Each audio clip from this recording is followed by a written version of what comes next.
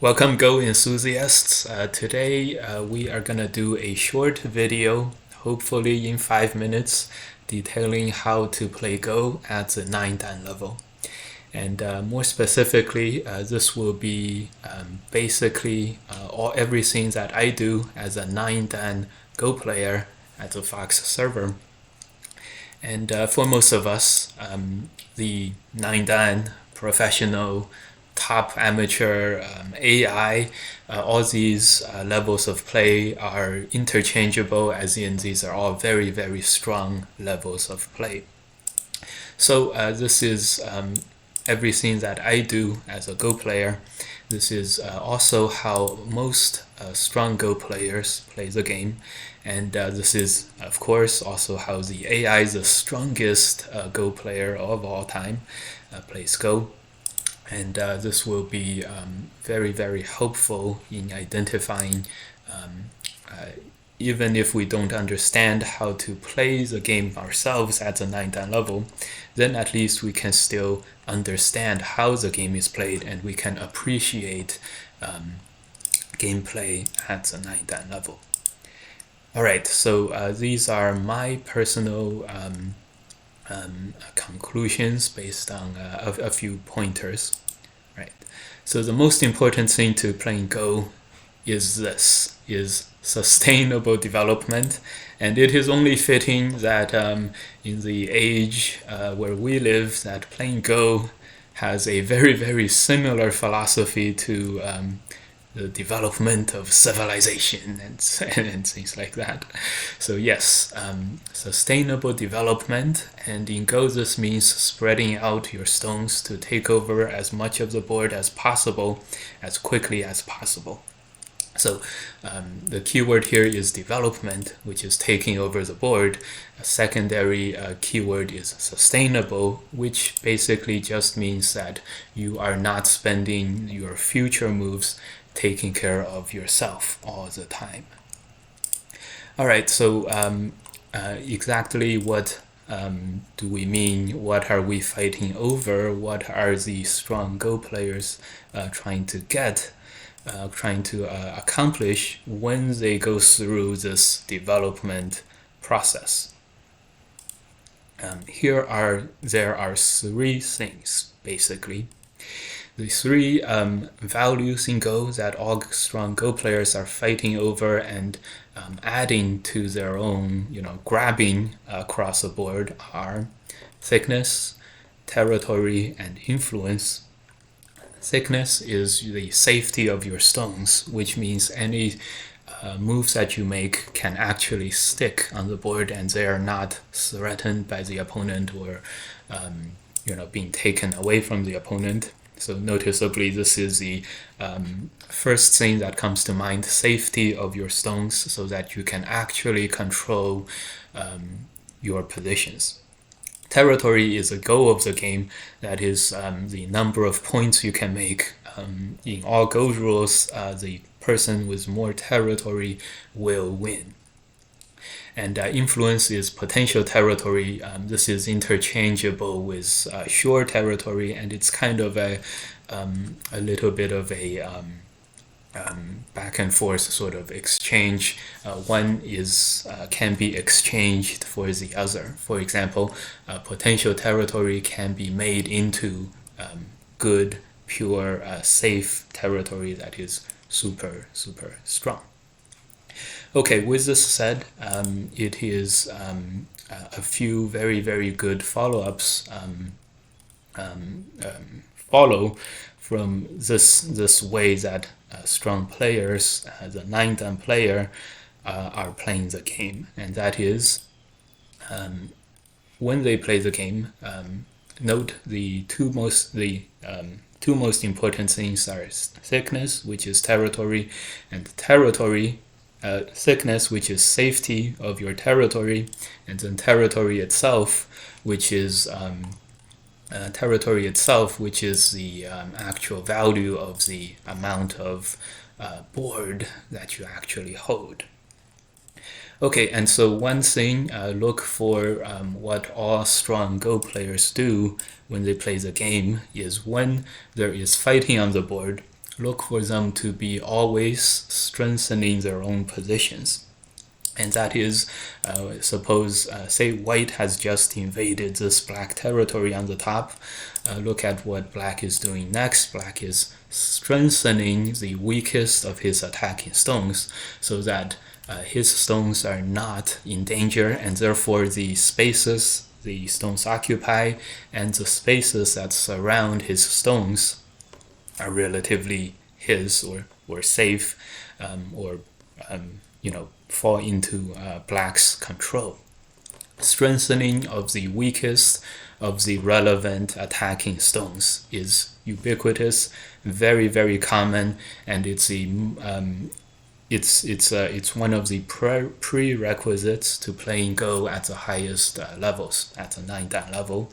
Strengthen the weakest attacking stones, and this is where strengthening puts the sustainable into the sustainable development. It's sustainable because once you have strengthened your stones, you will not have to spend many valuable moves in the future to keep making two eyes.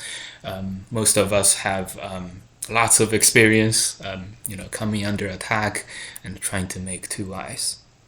So remember, guys, to do sustainable development, you want to have a mixture of both development, which is taking a lot of territory, a lot of potential territory, and to make this effort sustainable in the future, which is make it able to be continued in the future by not having to deal with super weak groups all the time in the future. So that is the first pointer. The second pointer that all strong Go players, including the AI, almost always adhere to is the thickness principle. And that is, remember, you want to spend your moves where they can give you the most amount of a mixture of thickness, territory, and influence, and limit your opponent's values, these three things as well, which entails you want to put your stones further away from whatever is already very, very strong, your own positions or your opponent's positions, and then attempt to play where you are you're at your weakest, where it's very, very valuable because you're not only getting the territory value, you're also increasing the amount of safety by the fullest extent. And note here, if existing safety or existing thickness is already very high, that is, say, this lower right corner for black, this lower right corner for white, the additional thickness of going from almost totally safe to completely safe is very, very not that important. In other words, what they would do is slow down your sustainable development, and all strong Go players, they will hope to develop as quickly as possible while maintaining, sustainability. All right, and then a third one is most Go players, almost all strong Go players, will have some level of comfort in the following. They will all have a sense, a very, very strong comfort in defending and in accepting a certain amount of danger to their groups, to their positions, to their territory, to the territory being destroyed. They will all have a very high level of tolerance for danger. And when they can tolerate danger, they are able to put their moves into sustainable development, which is gonna make them go ahead.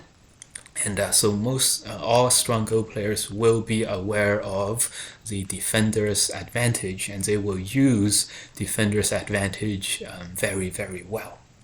And the defender's advantage is very, very simple. It is by committing resources into the attack, the attacker has foregone the opportunity to do their sustainable development, and therefore the attacker has not developed fast enough, and therefore the attacker is not going to be able to keep up with the defender unless they get a big amount of profit gain from attacking, and therefore an even exchange of any kind is beneficial for the defender or the player who has put in less resources in this one area. And so across the whole Go board, you will see, there's a constant battle in many different respects, and you will not have relative advantage or absolute advantage in every one of the arenas of contest.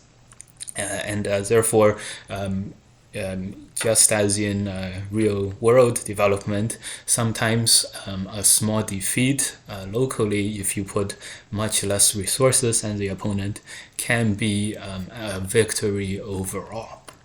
Okay, and look for all Go players, because they are trying to grab as much value and resources on the board as possible, to assume a certain level of danger.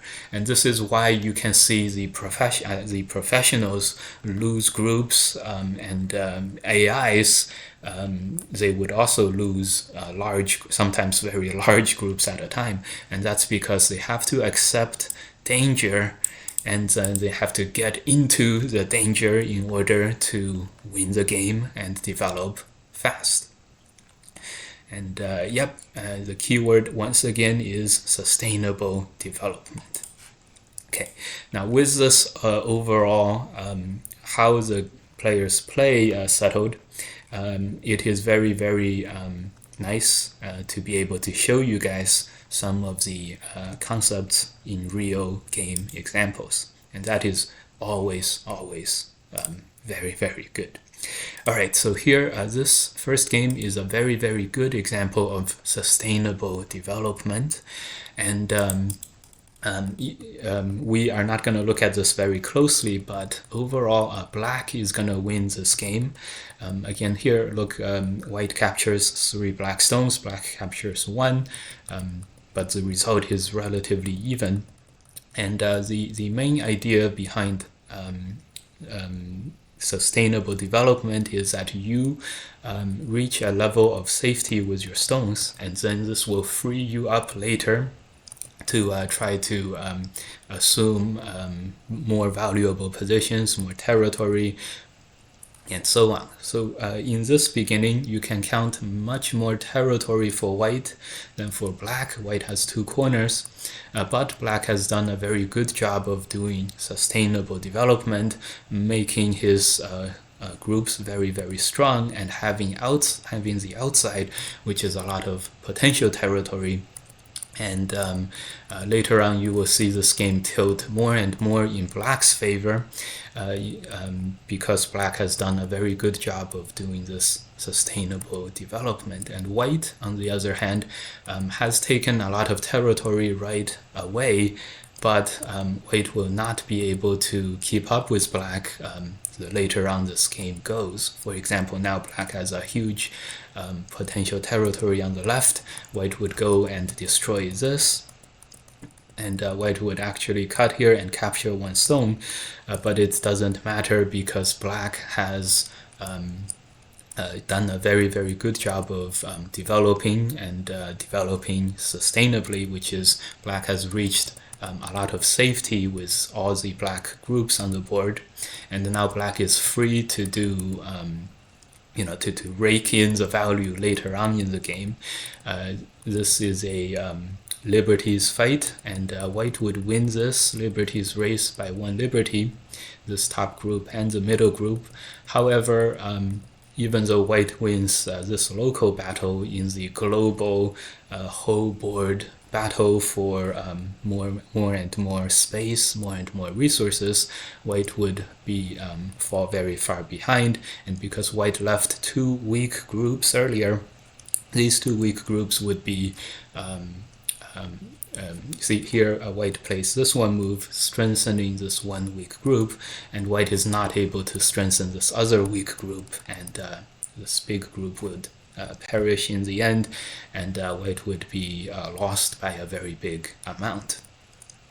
Another another very, very good example of the sustainable development and the defender's advantage, or the power of getting onto the defense, is a very, very famous game between Alphago and Lee Sedol. And that game looks like this. This is a third game of the 5-game series, one of the most famous games of Go played in the world, heavily watched and everything.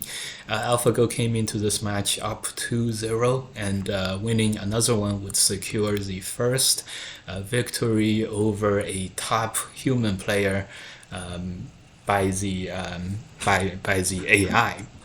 So this was one of the most highly anticipated matches up to that point. And so Alphago plays white. And here this was a very, very good display of one, sustainable development, and also the use of defender's advantage, again at the highest level of the game. So here black is gonna immediately go, Lee Sedol is gonna immediately go into a very strong attack against the white stones, splitting these up.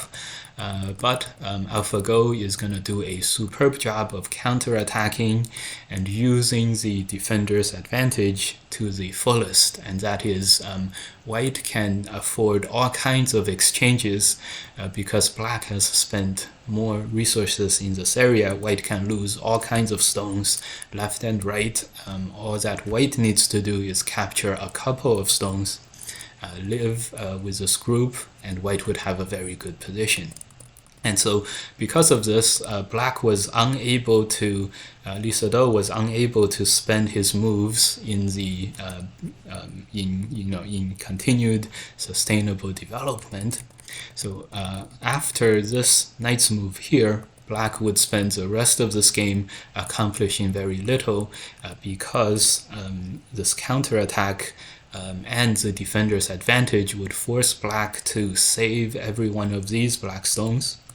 And as a result, by threatening parts of the black group and then threatening the whole of the group after black connects, white was able to put his moves on the outside and do the most important thing, which is sustainable development, which is taking over the bottom part of the board over here, and also at the same time take care of his weak group, or its weak group. And here we can see attacking and also surrounding territory developing while keeping a lot of pressure on the opponent. So up to this point, white has destroyed the top moyo, the left moyo, and the bottom left potential for black, destroyed everything. You could argue black kept a very small amount here, and at the same time white has surrounded a very big territory on the bottom, and so this overall fight game was a huge success for white. And up to this point, even though white used defender's advantage fully, you will see that white, because it was not profitable to capture a very small amount of stones by black, black actually never got around to capturing any of the white stones, and none of the white stones are in danger on this board right now. So paradoxically, if you play with an ability to give up a lot of stones, or with the intention to give up many stones, sometimes you will actually play so well that you will, by being okay with losing stones, you will actually do the actually very impressive feat of having kept all of your stones alive. Now we know white was very giving up 2 stones here clearly shows that again, this very important concept that this game is a battle, a race across the entire board, and there are many parts, many small battles within the overall big game that both players are constantly fighting over. So losing a few stones, losing a little bit locally does not mean, does not imply that that you cannot win in the global fight. And this global picture is another feature of very strong Go players. If you would like to play at the 9-dan level, of course, make sure to have this big frame of game, this whole board in mind, and this will help you depart from the small local values and then scour the board and look for the most important biggest values on the board. Okay, and so here, as a result of the continued sustainable development by Alphago and the inability for Black to achieve the same amount of development, this game would end with a huge victory by Alphago. The score AI estimate of this game right now is 70 points.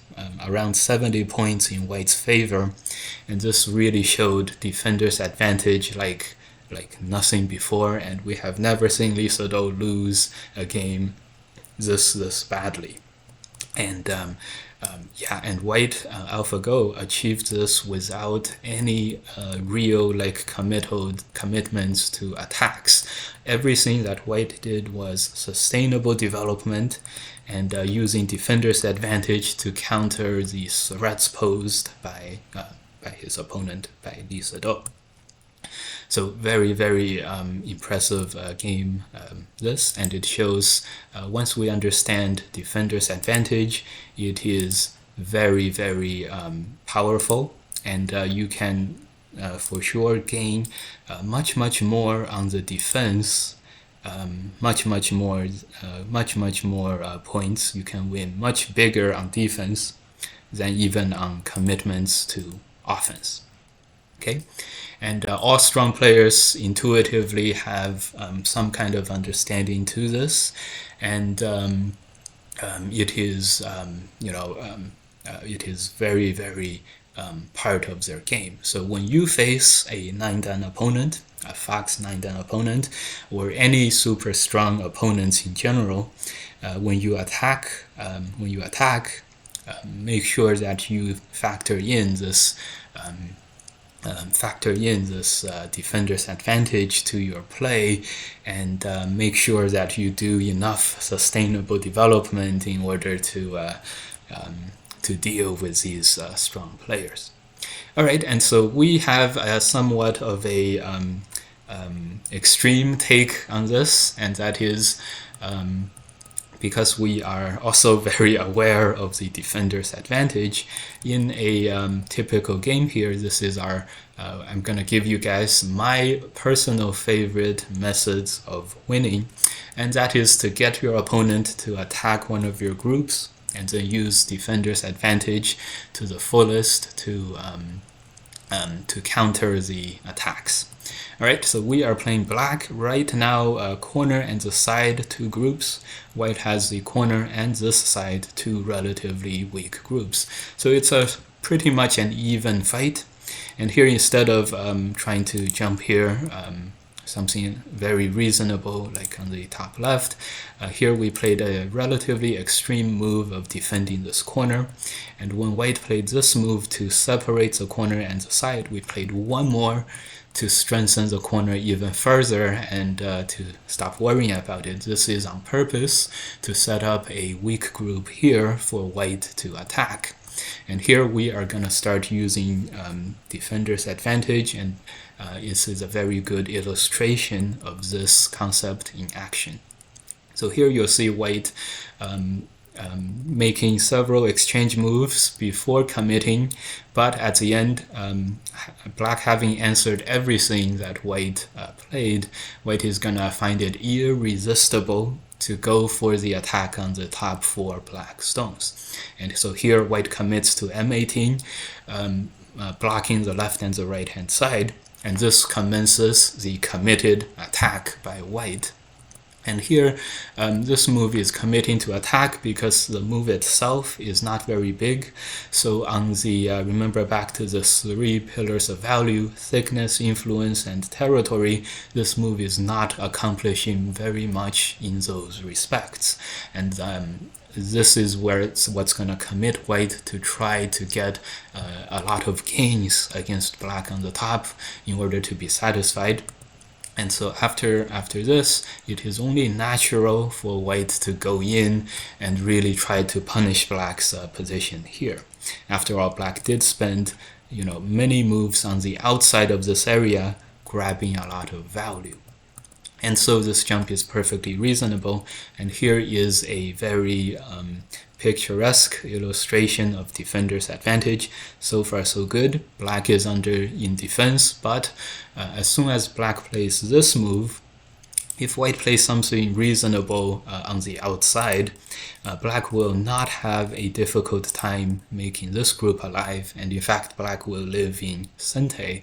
Very, very happy result for black, having did sustainable development first, and then getting Sente here to do even more development, while white hasn't really made any territory. So it is only natural for white to go for more punishment, more attacks. And here, normally this kind of a move may not be Sente. After all, it's just 4 stones and 8 points. But because white is attacking black, white has to save all these stones. And here you see how that white has played many stones on the first line, first and second lines, not accomplishing very much in terms of development across the board. And when black has played this move now, it is now actually white who is under attack, and having spent more resources in this area in order to attack black, getting this kind of a result is not only a failed attack, but this is very, very, for the top players in the world, this is losing on the spot, basically.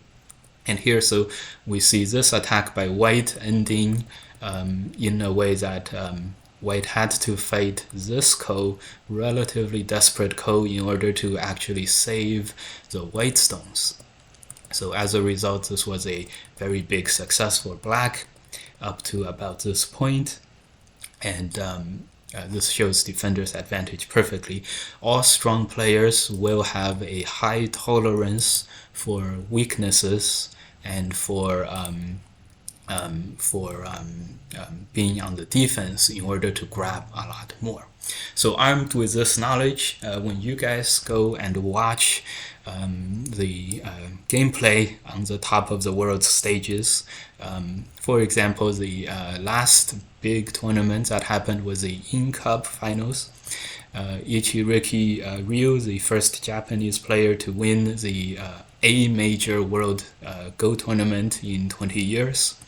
When you watch these gameplay, you will see, you will be able to understand what the game is doing and how the players are thinking, armed with this knowledge of how the 9-dan game is played at the highest level. Okay, so here the thickness principle is at work. Normally this kind of pressing is a little bit favorable for black, but because black has thickness on the top corner, white is okay with this result. And so here white makes a big moyo, black goes in, and white plays this Atari. This is making this corner very, very strong, setting up for the attack against black. All right, so at this point, here you will see black being very, very greedy and surrounding additional amounts of territory in this middle area of the board. And at the same time, black is making these stones on the bottom very, very weak. And this shows exactly this high tolerance of danger that all strong players will display. Black is surrounding additional points on the top middle of the board, and letting this weak group happen. And here, when white commits to the attack, look for black to go for the exchanges, use defender's advantage, and the most important advantage for the defender is the defender can sacrifice stones and the attacker cannot. So black would not do this. This would fall into white's plan of chasing black into the middle. This top would be very, very safe now, and the left bottom corner is going to be more and more sure white territory going forward. So here black uses defender's advantage, sacrifices the one stone in the middle, absolutely correct, asks the AI tells you to recommend exactly the same moves as black. So use defender's advantage. They are always very busy, always very greedy, and when they're under attack, there's a very high tolerance for danger. Okay, and here black plays this one move, which was a big mistake in the game. AI best move is to live locally, make the territory here, use defender's advantage fully, and totally give up the middle stone. Black plays this one, and white was very sharp and plays here, surrounding the corner. This is development. This also makes the corner quite strong. This is sustainable. So this is sustainable development personified, and it forces black to do non-sustainable development. So black is forced to defend the middle group, not surrounding any territory as a result. And so here black is still having to defend and has a very difficult time making sure that the group is safe. And this is where black's previous Hane in the middle was fell short on the sustainable development front, because it allowed white to make territory, and it committed black to making many subsequent moves that are aimed at purely saving the group and then not surrounding territory as a result. However, at this point, white also goes in for the kill by playing this PP move. It's very, very nice, very, very strong. And here we will see again the personification of the concept of defender's advantage. So here, black is counter-attacking before making himself strong, because black has no time to connect and allow white to surround this whole group. It'll be very difficult to make eyes. So this is a very, very active defense, and black is hoping to use this cut and counter-capture white's middle group, and this is how black is attempting to survive. And so at this point, white gives up on that and then plays this move. So overall here, white played 2 PP moves and black played 1 move. So here, black was able to make white play 1 extra move in the middle, and this allows black to play that move on the outside, and this is where the counterattack really takes hold and defender's advantage.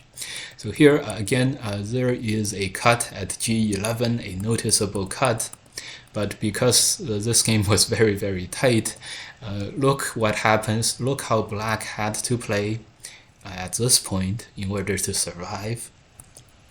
Black had to never connect this cut, which is just very, very unbelievable if you asked anyone at this point. And white is very, very smart about this attack. As long as white saves or makes the white group strong, black will have to connect at some point.